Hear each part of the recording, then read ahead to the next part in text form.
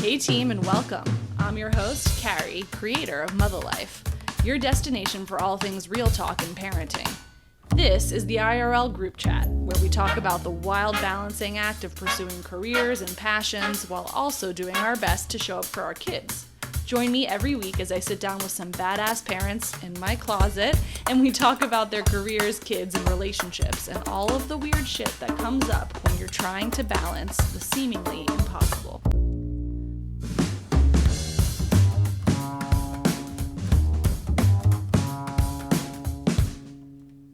Being seen. The phrase is everywhere. Couldn't be more zeitgeisty. What a cliche concept. Well, things become cliche for a reason, because in some way they are universal to the human condition.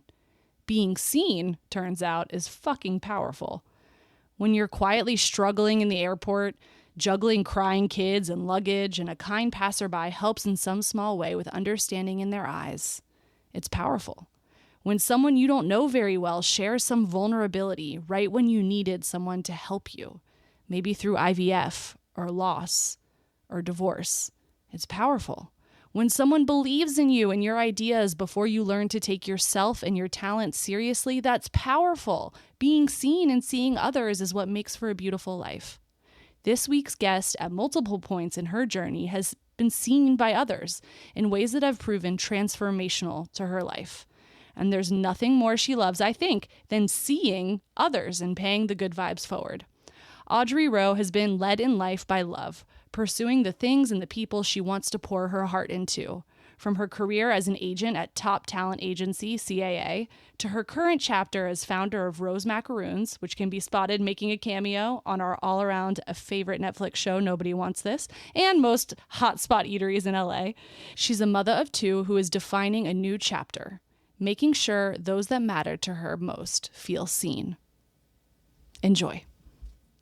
Everybody comes in here and they'll do like one little thing where I'm like, oh, that's so her. So you taking out like your notebook so you can Nobody else has a notebook? Literally, it's a podcast first. I almost prepared notes. Like I had a thing in my calendar like to prepare like how I wanted to present. It's not a job interview, Audrey. Okay, welcome to the closet.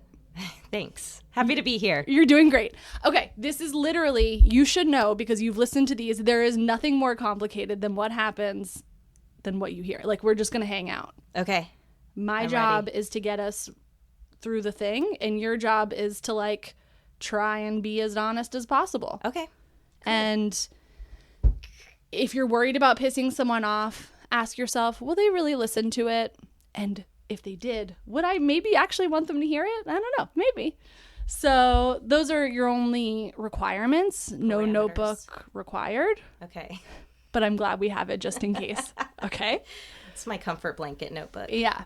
So I'm very excited about this conversation because I feel like I have hunches about the story. I've done my research. I have my point A to point B, but I think there's a lot of really interesting stuff in the trajectory between the points. So let's start little Audrey in Texas. Okay. How many siblings, if any, do we have? I have one older sister. Okay. Who's actually also out here in LA. Okay. And how many years apart are you guys? She's 3.5 years older than me. Okay. And are your parents together or not together? They're together. Like, okay. So been together. Yep. For a million years. Mm-hmm. Okay. So let's start. Little Audrey, growing up in Texas, what are we into as a kid? What kind of kid are you? So we were pretty independent kids, I'd say. Like, I tell people that I remember as like a toddler, my mom would put my juice boxes at the bottom of the fridge so that and she taught me how to open the fridge, open the juice box, like do the straw in there.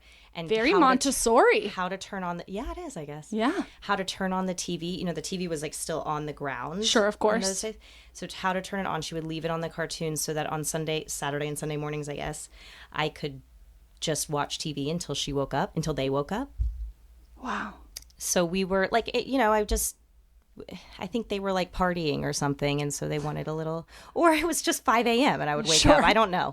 I should get clarity. Well, that's the funny thing about like being now in their position is like thinking about all the stuff that your parents did or didn't do. And then you're like, oh, actually, like that kind of makes sense. Or like, fuck, I can't believe they did that and thought that was okay. Like it's kind of both. It was genius, actually. Now we have the iPads. But that to say that we watched a lot of TV. Yes. Okay. Loved TV, watched it, talked about it. What are we watching? Then? Yeah. Like I was huge into Nick at Night as a kid. So sort of inappropriate. One of my things when I first started in the industry, at CA, was I had watched everything. Every episode of Saturday Night Live, every single Like at what show. age are we watching Saturday Night Live? Young, very young. So like most of the jokes are actually going over your head. Oh, absolutely. But it's I just rewatched Beetlejuice for the first time. I was obsessed with Beetlejuice. I've seen it 100 times as a child. And I'm watching it going, this is, wow. This is a really different thing than I thought it was. There's deeply a fuck you in there. Yeah. And it's PG. What's it called? The industry has a term for this. There's a movie where like the whole family can watch it and everybody's getting something. Four quadrant. And how that's kind of gone away. Yes. Because that was like the sitcoms. Right. So like Seinfeld was on when I was little-ish. Like 10. I don't know what age. Yeah, probably. But it was all of those classic sitcoms. But I watched them all. I mean, I would get home from school and we didn't have like a nanny. Both of my parents worked and it was our housekeeper. So I just like ruled the roost. I would eat an entire bag of like a big bag of baked Lay's. My tongue would be raw from the salt. I would sit this close to the TV in the kitchen and just watch TV. Guys, I just want to say before we get any further, Audrey is a fully functioning adult. I eat better now. But like, I do love hearing shit like that because you're like the anxiety that we all have about like, they're having too much sugar. Is it too much processed foods? And some of those things are absolutely legitimate because the food system has changed a lot. Are they watching too much TV? Are they sitting too close to the TV? Da, da, da, da, da. And it's like, everybody kind of finds their way. Yes. I mean, I ate sugar cubes. If there wasn't a cookie available, I would just go find a cube and eat it. A cube. You know what? There's some foreshadowing there. Yes, there is. But yes, definitely a little bit of addiction to TV and sugar. As all kids. So we're watching a lot of TV. You're loving TV. It's giving you sort of cultural insight outside of the bubble where you grew up, I'm sure. Right. Because growing up, Houston? Yeah.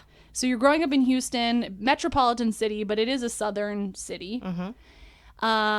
And you're watching like a bunch of New York Jews in a deli hanging out, yelling at each other. Well, we were Jewish too. Yeah. But like so we were connected. How many... Like, what was that community like in Houston? The Jewish community? Yeah. Well, you've gotten to know some of them. Yeah. Do I know them all now? I do. No, I don't. I mean, maybe. There's so many Texans here because it's another friendly state. Like, people, even if it's fake, it's like the vibe is more open and friendly. And that's, the stereotype of a Texan, too, which is somewhat true. The Southern hospitality thing. Yes. You bring your neighbor a baked good, etc. Yes. Yeah, we do it in a different way here, but there's something about it. And are people shocked to learn, as I was, that you are Jewish because you read so Aryan? Yes. I was able to assimilate very well. I bet. Yes. I bet. I could hang with the Aryans. We've got piercing blue eyes and blonde hair for everyone who has not seen a picture of Audrey. Yeah, it's true. I was able to fit in, and people always ask me where I went to church. Sure. And you're like, B'nai Israel or something. I wouldn't say I was so proud of it for some of my life, but I didn't question it either. It was just who we were. And there was no Christmas at our house. There was no Christmas. I would beg for Christmas lights. Yeah. I was like, they could be blue. Oh, yeah. Same in my Make them Star of David's. I need a light. I know. And it's a no. I know. Absolutely It's like Hanukkah Harry. Like, who's bringing the present? Like, you try and create your own lore. Yes. Nobody's I think that was our generation. I wonder if they're still trying. I probably, honestly. Yeah. But I also, I think it depends where. But our au pair, actually, this is her first Christmas here, and she was asking us, she's like, so Jews don't celebrate Christmas? And I'm like, this is a blended household, so we do we do what grandparents do and, all of this stuff. And I always forget what day Christmas is on, which is really on me at this point. And also, You mean the date? I'm always like, is it the 24th or the 25th? Like, I can never remember. Oh. I am almost 40 years old. But just like really highlights what, the no Christmas thing very much. It's just like it was winter break, so. Right. No, I loved Christmas, though. Yeah. But mostly now I'm realizing now that we actually do celebrate it because Ben celebrates it, that I really actually liked going to a movie and eating Chinese food. Have you ever wondered, wow, I would love for this podcaster to sell me something already? Well, you're in luck. Today I'm selling you on something highly exclusive, highly niche, highly Mutha. Just kidding, we're in the early stages over here, but if you've got a company or a cause you'd like to promote on the pod, get in touch. We're a good time. That's what I liked. Yes. I like the spirit of it, but I didn't have to do any of the like stressful parts, like cook dinner or organize everybody or get 100 presents. Like that part. We say that isn't every as fun. year. Yeah. We say it every year. It's like, wouldn't it be kind of nice to just do it our way? Yeah. Okay, so we have a little Jewish Audrey, and we're growing up in Texas, coming home from school. What were your parents working as when you were growing up? My dad is a lawyer. He has his own practice. Or at that time, maybe he was with his brothers. He has two brothers. Who are also lawyers. Yeah. Nice Jewish Texan stuff. boys. Okay. Yeah. And my mom started a company, I think when I was like 4. So I guess she was at home for a bit, but I don't really remember her that way. Sure. She had started a company and built it for the rest of, until I went, to college. Was Also foreshadowing. What kind of company? It was a healthcare company. Doing like... Interestingly, now that I'm building my own company, it shifted a few times, but it's basically, she started by building and managing fitness centers in large companies like the oil companies in Houston. I see. And, would go in and be like, if you give us 1,500 square feet of space, we can keep your employees there longer, get them there earlier, keep them healthier. Then it moved into the flu shot stuff. Like she would say, if you pay us to come in and we'll bring people and you can get everybody vaccinated. And then they won't miss work because they're not sick. And then she had a few other things in there, and then it turned into the minute clinic, the like walk-in clinics. Urgent care type things? Yes. Yeah. And so this was now almost 30 years ago. What a clever bean. It was like a lot for the undocumented. And so and then some other people got involved, and it ended up selling to Rite Aid. Incredible.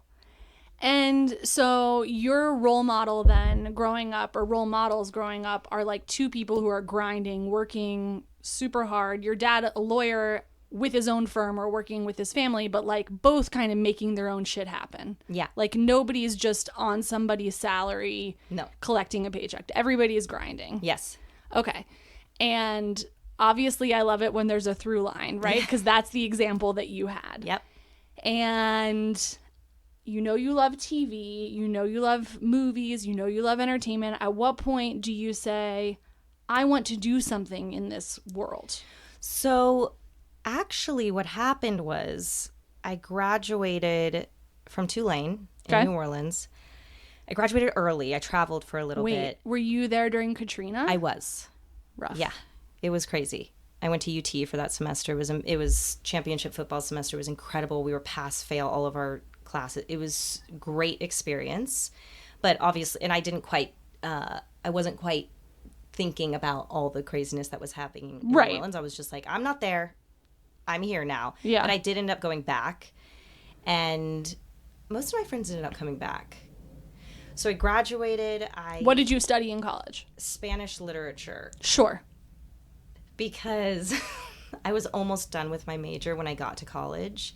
And honestly, I just wanted to finish college. I was old for my grade, which goes into like why in schooling and like how they put kids in schools here. Like that's come into play now, thinking about why I was the way I was because of my age. Anyway, I was sort of done. I didn't really care anymore. I was ready to go. I was ready to like work. And did you know doing what? No. So I thought, I just wanted to finish and figure it out. I thought it would have something to do with travel. I love to travel. I thought it had something to do with nonprofit. I thought it was going to be like starting companies for women in Central America or something. That was the vision. And I started interviewing. I didn't care where. I would send me anywhere. I'll go anywhere. I'll do anything. But that was sort of the area.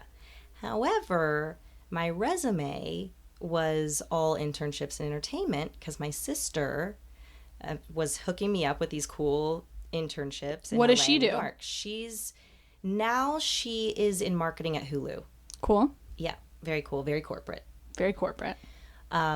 She's amazing at it, and she's had a really interesting career too. But she was like hooking me up with all her friends were giving me these internships, and I loved it because I thought it was cool. It was like cool. Right. It was fun, and it had to do with, movies and TV and music I was trying out, but I had no experience in nonprofit or anything like that. And it was 2008. It was the recession, and I was just wanted to get a job. That was like everybody was like, we're not going to get jobs where it's so scary out there. But I got a bunch of jobs at the agencies. I got a few like offers at the agencies. I knew no one in LA. I had one great Aunt Wilma in Encino. Shout out Wilma. And I mean, yeah, I got these full-time jobs. I was like, sounds good. Rented an apartment on the internet, showed up, drove my dad's Prius halfway across the country, I guess, and started on Monday. And before we go any further, I'm just thinking about this one thing because I am curious. I had also working parents growing up. Did you ever, for you, was it like, oh, this is normal, my parents are just doing their grind? Did they show up to your stuff at school? Were they involved in your school life? Or was that like the trade-off because they were working so hard? So I think mostly yes. They showed up. The answer is mostly yes, they showed up. But there was a point where my mom's company started really taking off, and it was harder for her. And if she would pick me up from school, she was on the phone, and I had to be quiet, and I hated it. I was just going to ask, fucking hate it. And but yet, she was doing so well that she also, bought me a car. Right. And she needed new clothes and she didn't like to shop. So I, would shop for her. And that was fun for me. So I was, finding the bright side of it. But yes. And then my dad, and it was also unusual in this conservative Texas school to have two working parents. So that was a little odd. Everybody else's moms were feeding us snacks, handmade PTA snacks shit. and all in on, taking tickets at the theater or whatever, and that was not our experience. Yeah, same. Okay. All right. So now we are getting our first job at an agency, and that life is very different than working in a network, having an internship at a network or something where you're closer to stuff being made, right? In the sense of when you're at the bottom of a food chain at a big agency like that, you are kind of eating a lot of shit. In the sense of you are making people's coffee. You are maybe getting somebody's dry cleaning. You're doing all of the things. And were you cool, I'm just going to grind this out and I'm going to get up this ladder? Is that kind of how you felt about it? Zero ego. Okay. I was just happy to get paid. I had a full-time job, health benefits. I could take care of myself. You were happy to be here. Happy to be here. Loved it. Love learning. Still do. Learned a lot. I do think that I had a really good first boss, and he made it look doable. He was a nice person, and he had a nice Jewish family, and so I sort of looked at him and it was oh, maybe this is an actual life to live, because it just was it was an entourage life. Yes. Up till that point. And did you feel because I guess one of the pros of the agency life is there's kind of a clear trajectory of I do the thing and then I do the thing, and if I do enough of the things and people like me enough, then I get to be an agent, right? Yeah. So is that kind of, you just chipped away at that? No. What did it look like for you?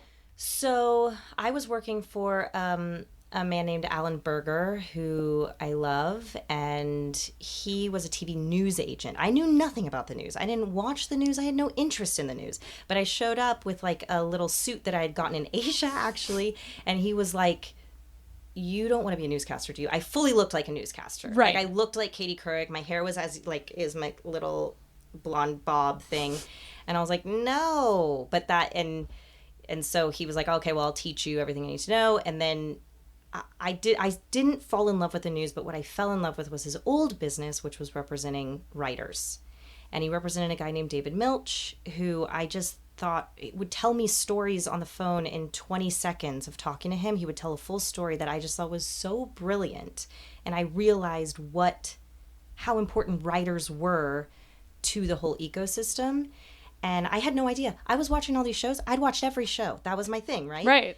I didn't know there were writers, directors. You're producers. like, I didn't know what these people just appear on the screen. I didn't know what any of it meant. I sort of knew the names, like I was aware, but I didn't know what they did or really how it worked at all. Yeah.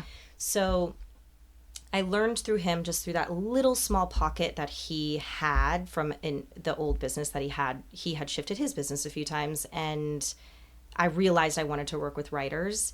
And when I looked at the landscape at CAA, there were so many people that wanted to work with writers. I was on the TV floor, so I was with the TV people. I loved it. I knew I loved it. And I also hated to read growing up. Hated it. Wouldn't do it. Would fake my book reports. Sounds perfect for somebody who wants to represent writers. But when I started reading scripts, I loved it. I would read as much as I could. I wanted as many as I could. I loved it. So I was like, oh, I'm noticing that there's something special here. But I didn't want to wait in line. You have to wait in line with all these people. And I was like, no, I'm not doing this. And it was very You're like, corporate. I'm in a rush. I want to be done with college so I can get to working, and I'm not waiting in this thing. I want to start representing people. You're also noticing another pattern. Yeah. I guess, the impatience. But so I was looking around, and I was going to move and go get as close as I could to writers. And I ended up going to work for a startup management company, and with a man who was leaving in the merger, the WMA Endeavor merger, and he worked with all writers and directors, and I was like, oh great, I'll do that. And to his credit, he was the one that noticed that I loved comedy. He was like, every time you come in and talk about comedy, you light up, so you should go all in on that. Go to shows, meet every agent you can that's in comedy. And I did, and then I fell in love with that, and I found sort of the reason to do this, which is, if I get to laugh every day, or if I'm like, that's the purpose every time I pick up a script, what a dream. Yeah. I'm like, that's exactly what I want to do. I want to laugh as much as possible. And if I can be a part of that in any way, or bringing something like Fresh Prince of Bel-Air into the world, that would be the dream. I couldn't believe it was something I could do. So when I started going to like the UCB, and Meltdown had just started, and there were like shows like Comedy Living Room, where like, the first show I went to, I was just sitting on a couch in a living room with the other comics. And the next week when they did it, I couldn't get in. Like it was like the alt scene in LA had just exploded. So it was so fun. I was out every single night. And I convinced him to promote me to be a manager. And then I did that for a few weeks. Quick. Weeks, yeah. Like a year or two. And then that's how it comes into, Ben also worked at that management company, my husband. And I knew a lot of most managers at that point, not most, well, I'm making that up, but a lot of managers were agents previously. They had that experience. Yeah. I sort of had in the back of my mind, I feel like I'm never going to be that successful at being a manager if I'm never an agent. So in the back of my mind, I was like, I need to find my way back, I think. And then there was an opportunity at CAA to rebuild their comedy department. And I had already been there. I knew everybody. I knew all the systems. And so I was invited to go back and be an agent. And that's how I made it. And during this time, were there a lot of other women trying to do the same thing? I mean, comedy for a long time, especially, that world was pretty male dominated for a very long time. Like, what was the competition like in this sort of world for you?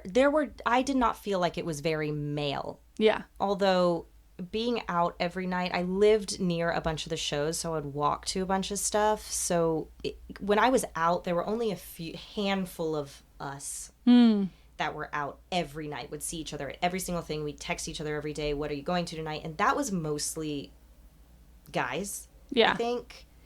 And then, but then it was, you know, in the end, like once I had started at CA, we had a really good crew of people, and that was definitely, there was women. A mix. Yeah, it was always a mix. Then it became more of a mix. Now let's talk about your meet cute with your husband. Or maybe not so cute, I don't know. You met at work. Yes. And you were like, who's this charming British man? No. Or he was like, who is this Southern belle? How does this happen? You'll have to ask him what he thought, but He's not here, so your version wins. Yeah, thank you. So I was dating my college boyfriend for a long time. He also followed me out here.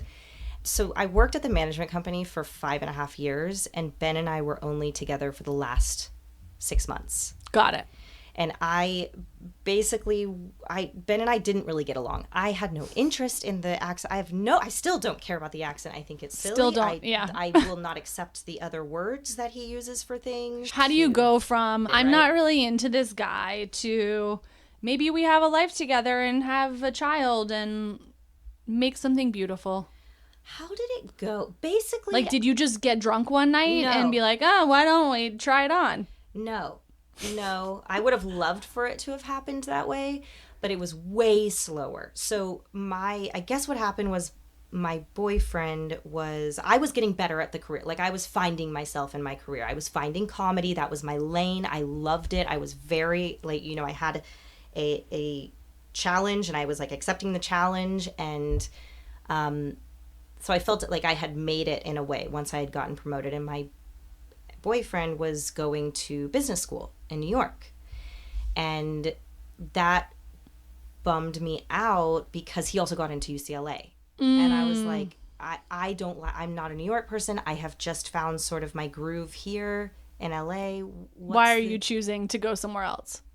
So once he left, I was like, it gave me a little bit of space. Like, we had been together for all this time and like living together in LA, and it gave me some space. And once I had that space, I was like, I think that I may be in love with Ben.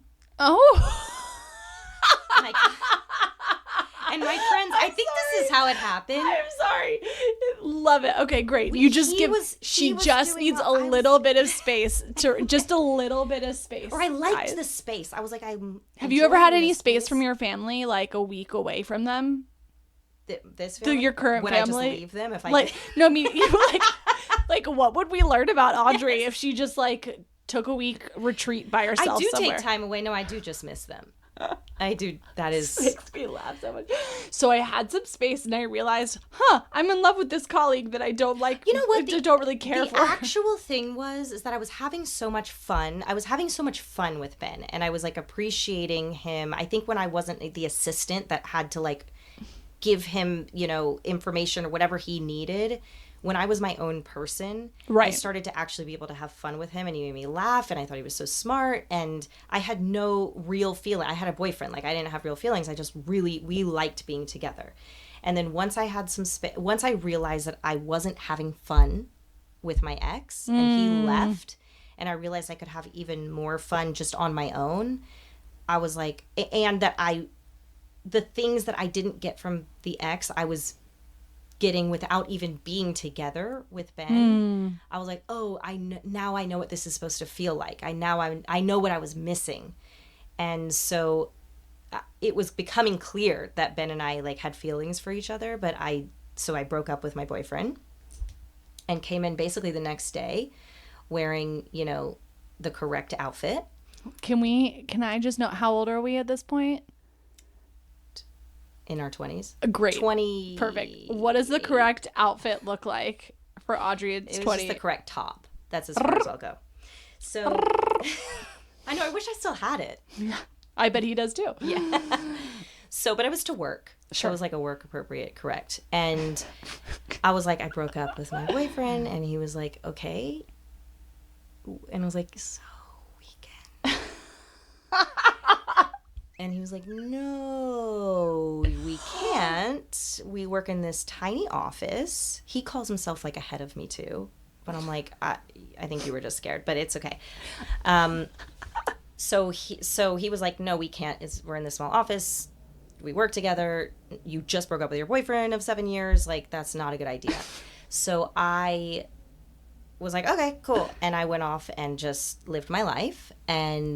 But we were going out to all these lunches together, and all anybody wants to talk about when you're single is who you're dating. Yeah, exactly. And it was extremely interesting. I agree. And so I was talking about it, everybody that I was dating and everything that was going on, and there were some interesting people, and Ben hated it. I'm sure he fucking did. He hated it. And at a certain point, like one lunch, he left. He like got up because there was this one guy that was a recurring guy, and he did not like this guy.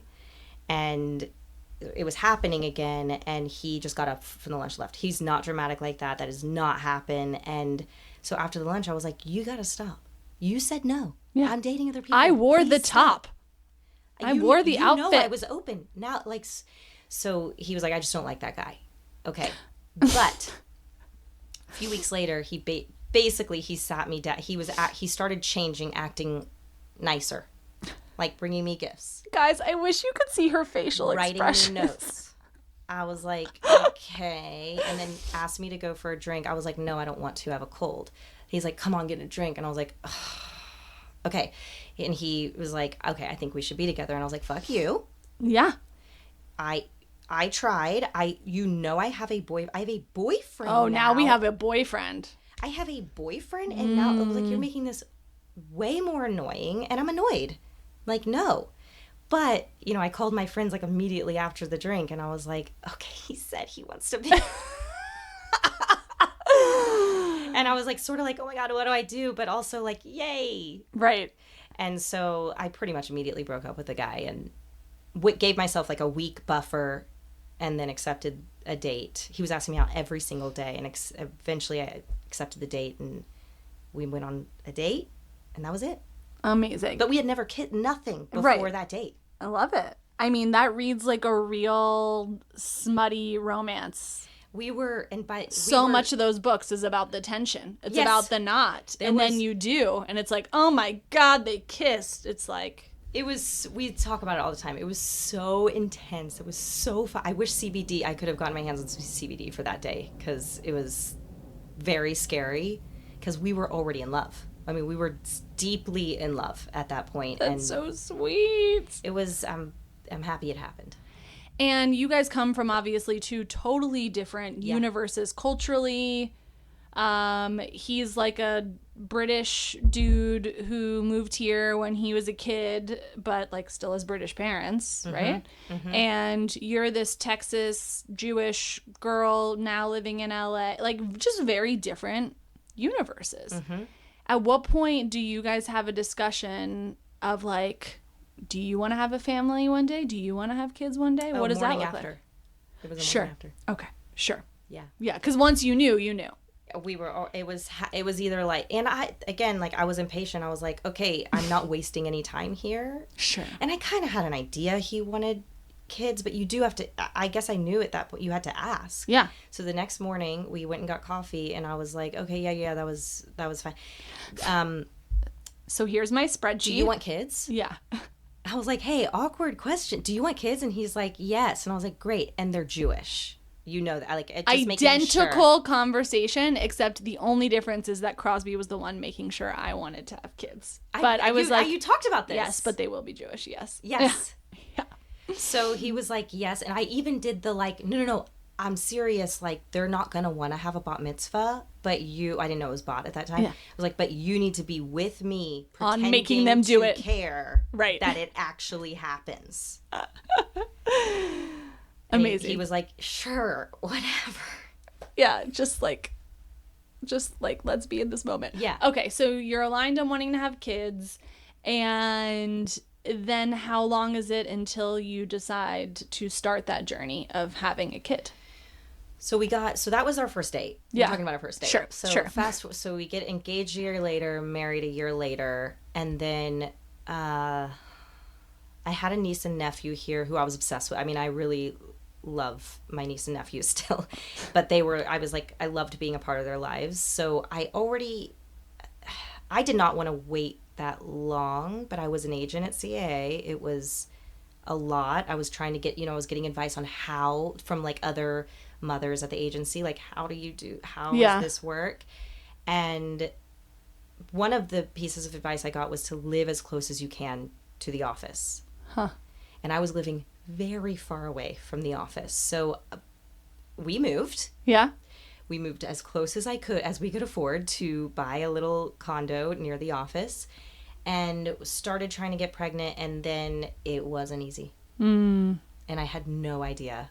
I had been on birth control since I was 15, got off birth control, thought that that's how it worked.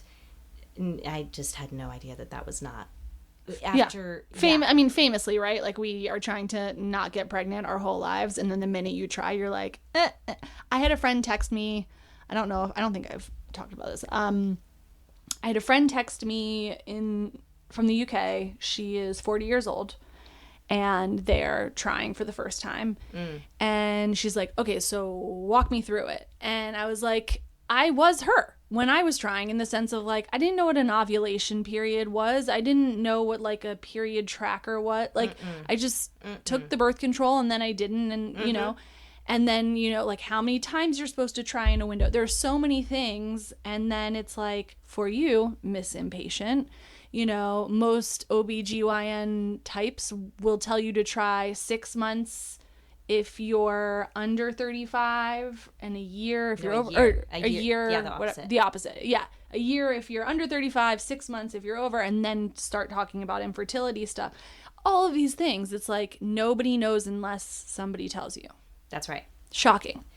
And I had a ton of friends who had kids, and obviously my sister, and I didn't know anything that, if anybody had any issue, nobody said anything about anything. So, but there was one agent who had twins. Maybe she was pregnant with twins. And I sort of knew what IVF, like I had like an idea that she probably did that. Yeah. And I went in one day, and we weren't that close, but I'd been there a long time. And I was like, hey, I just have a question. It's pregnancy, like basically in that way. And she's like, close the door. Yeah. She's like, what's going on? You're having she goes, you need to go to a fertility specialist. Here are the 3 names. Wow. Let's go. And I was like, oh, what? What's a fertility specialist? Exactly, What is and I called them, and they told me exactly what was going on, and got me pregnant. They got you pregnant. They did it. You got yourself pregnant with the support you needed. That's right. Okay. Just me and my support system. You and your support system. But it's amazing now, because I feel like we are in a different universe, and that wasn't that long ago. No, like 6 or 7 years ago. And now I didn't know anything. Right. Yeah. So it feels like, but we were all a part of that, because then I would tell anybody who was trying, come to me, I'll talk to you about it. It wasn't that easy. This is what I had. This is what happened. They gave me all this, and it worked. So, you never know if it's going to work. When you're in it, it's extremely dark, horrible, and scary, and you feel very inadequate, and you're all fucked up. Yeah, hormonal. That's before the like cocktail of stuff you're injecting, and it was worse before the cocktail, because then I felt like I had some control, and I was doing what I needed to do. Before, I was just like, my body is not liking this. Yeah. So that's how it happened. And how was that for your relationship at the time? Was Ben like? I think one of the things that's really surprising is often in these like really trying times, we of course focus on like the women and how we're doing, and it's our bodies, and it's really emotional for us. But when I had a miscarriage, I did not realize the toll that it was taking on my husband. And I was like really mad at him that he wasn't emotionally more available to me. But a friend of mine, and I was like, called a friend, and I was just like, I don't get it. Like, I'm going through this horrific thing right now, and like, where is he? And she was like, he is also going through this horrific thing. And I just wanted to be like, but she's right. But we often don't think about that side, and just the tension and stress it can put on a relationship. Yes. The whole thing. Yes. How was that for you guys? Like, was the communication in a place where you could navigate it comfortably, or was it like kind of icky for a while, or fine? I think I've sort of blacked out some of it, but I recently was thinking about it, and how hard it really was. It was so early in the relationship, or like in our marriage, really. And I had no idea what was going on, and I was very stressed out. And so, yeah, I do remember like yelling more than I normally would. He doesn't yell, and he doesn't get like riled up. Sure. But I remember like I was very upset a lot. Yeah. And that was weird. That was not normal. And that's all. I mean, that was probably hard for him. Yeah. Well, it's And crazy us. because, like, there's all these cliches about relationships. It's like, well, you grow together or you grow apart, and we change with the seasons of our lives, and da da da da da. And it's like, oh, when you're living it, you're like, oh, I am not the same person you married. Yeah.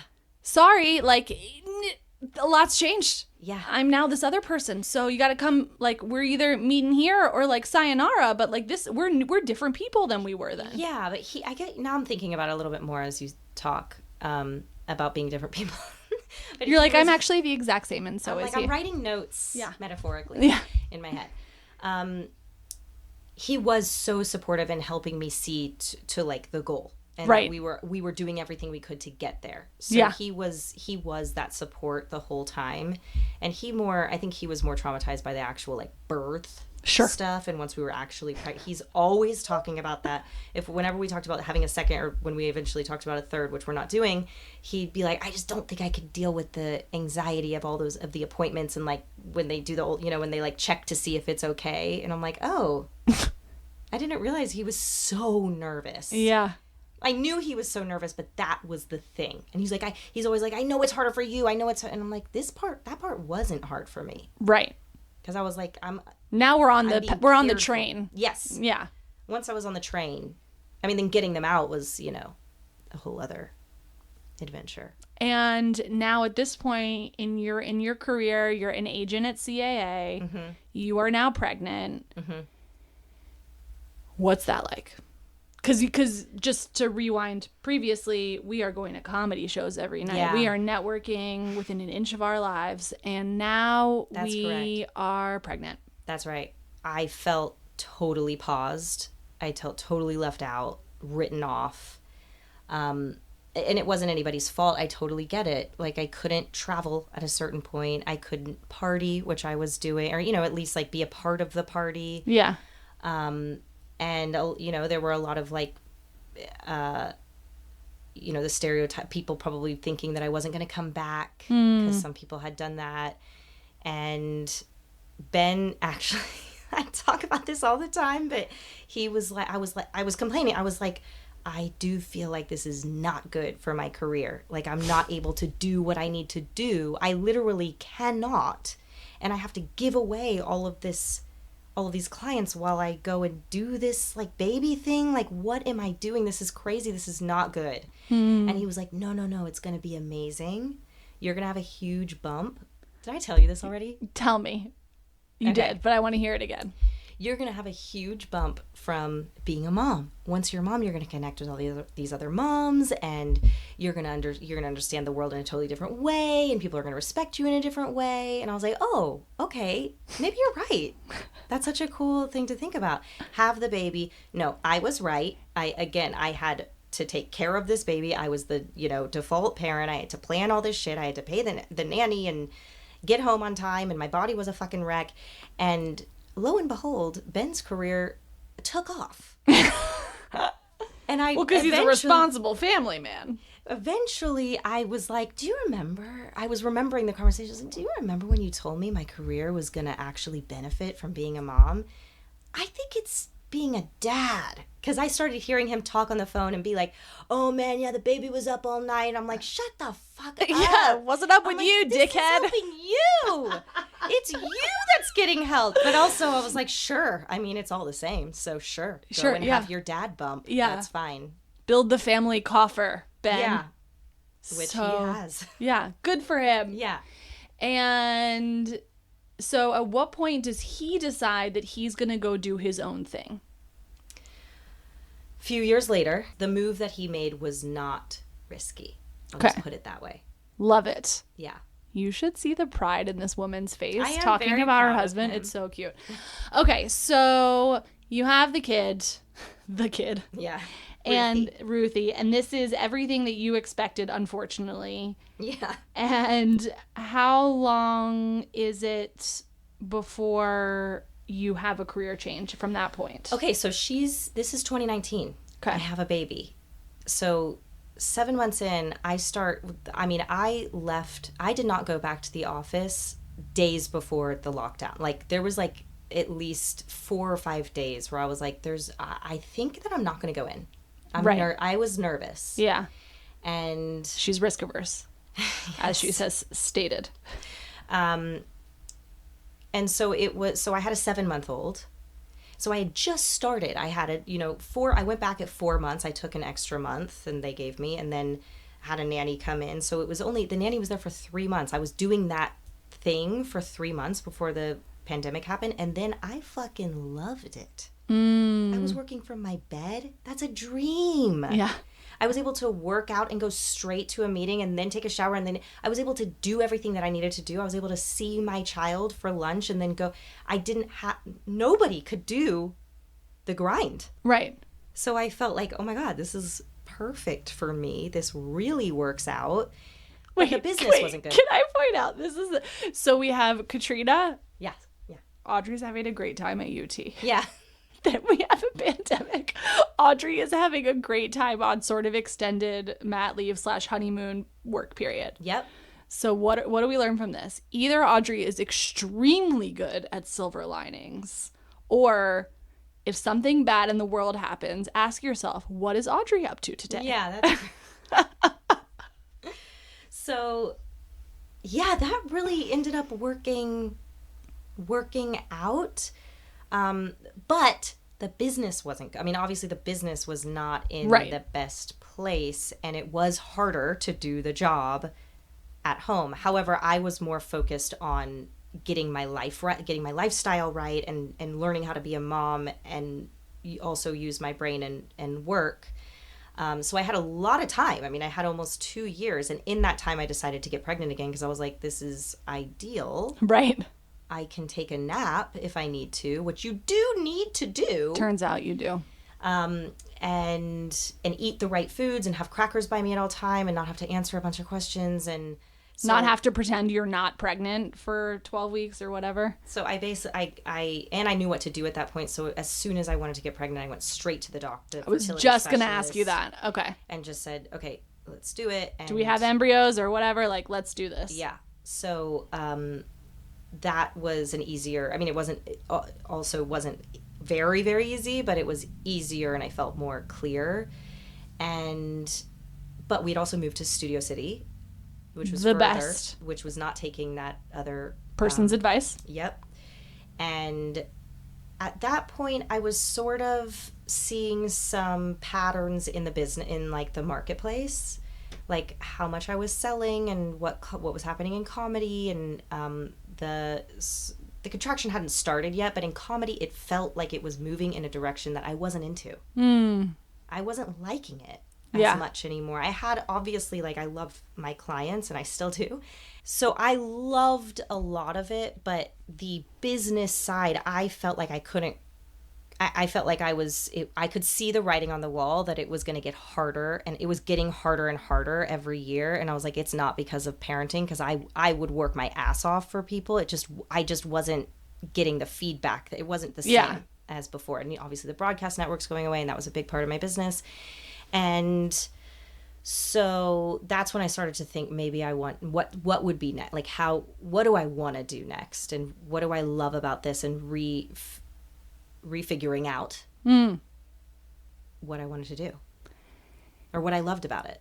And how do we then move from agency to entrepreneur?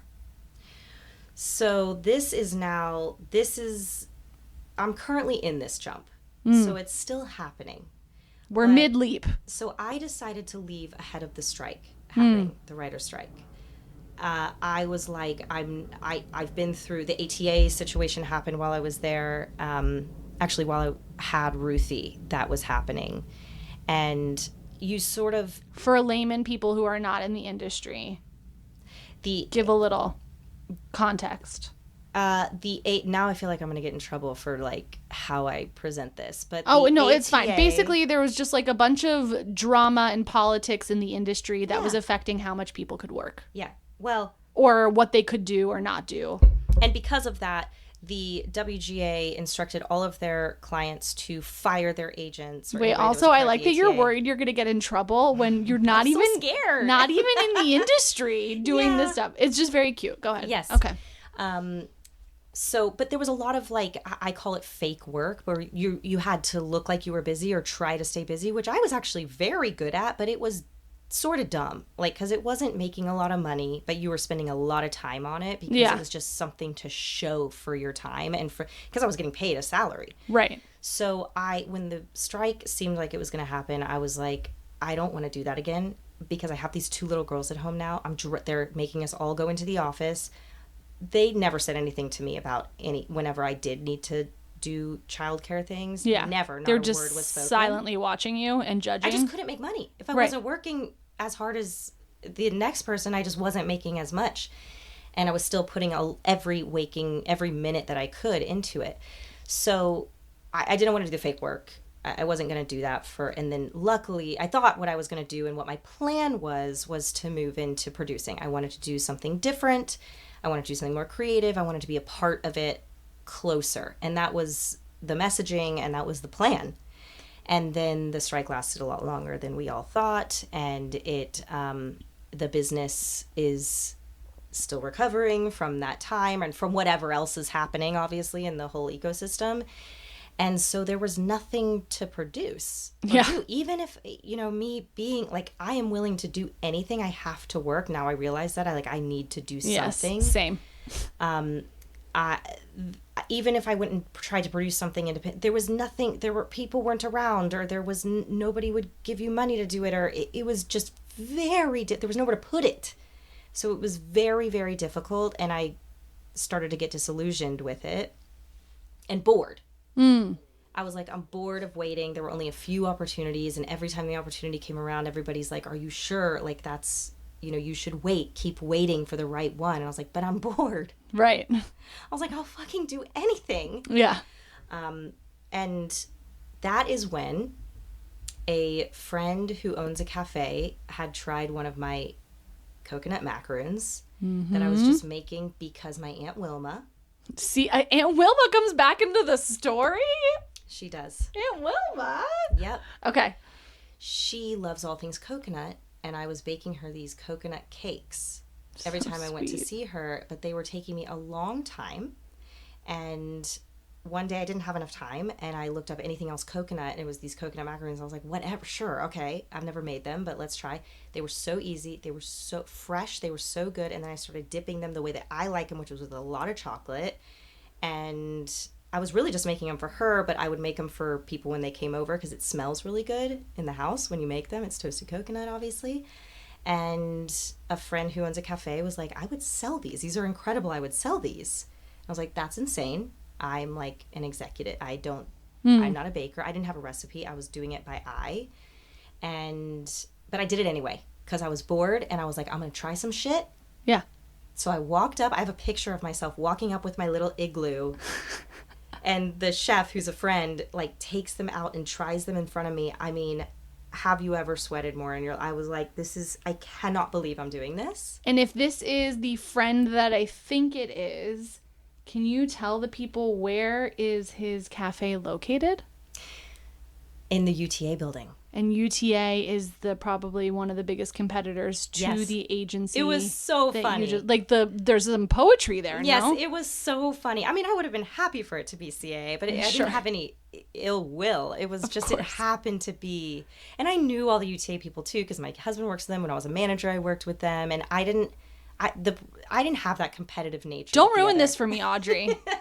Don't ruin this for me. In my mind, you are slinging insane. macaroons at the biggest competitor's cafe, nourishing these agents and getting them out on the streets, fueled on coconut and dreams. They do buy a lot of them. I will say they're great customers.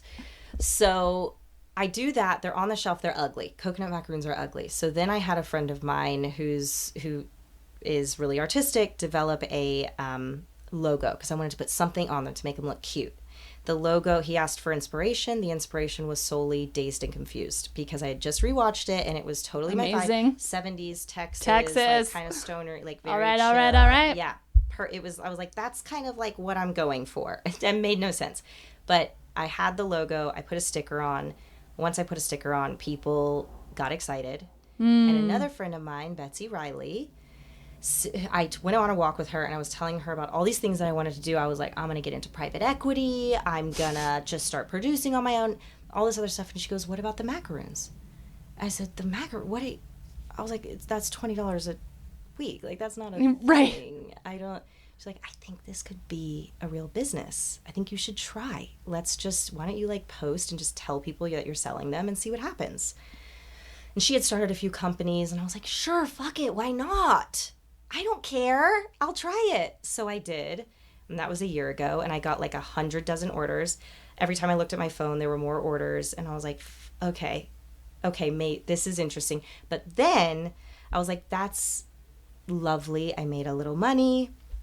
I did something interesting.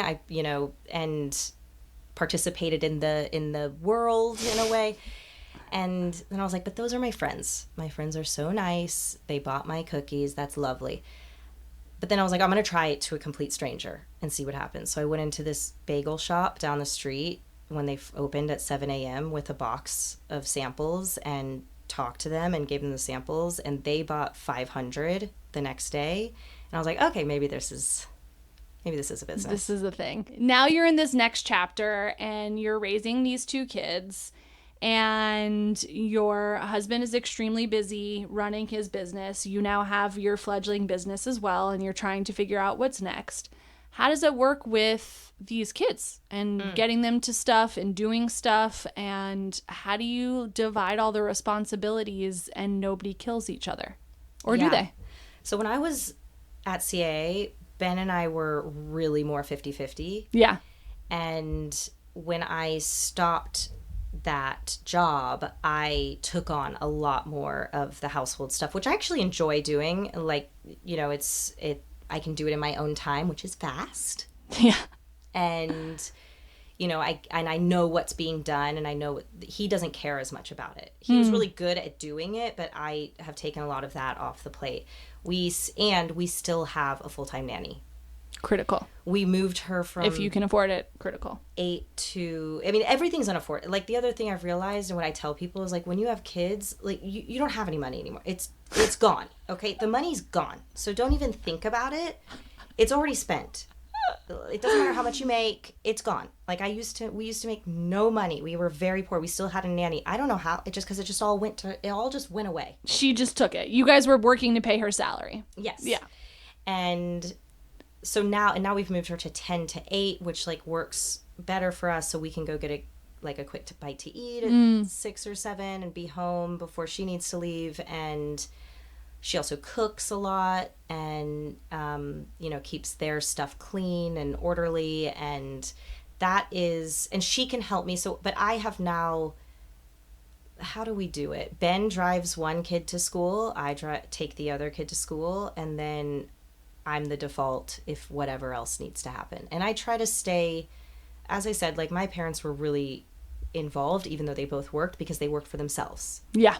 So I take them to every doctor's appointment. I take them to anything like pivotal. I take them to, if they're doing a new activity, I go to the first one always. I really just want to see what I it want to looks make like. sure it's all good. Yeah. And I want to know where they are.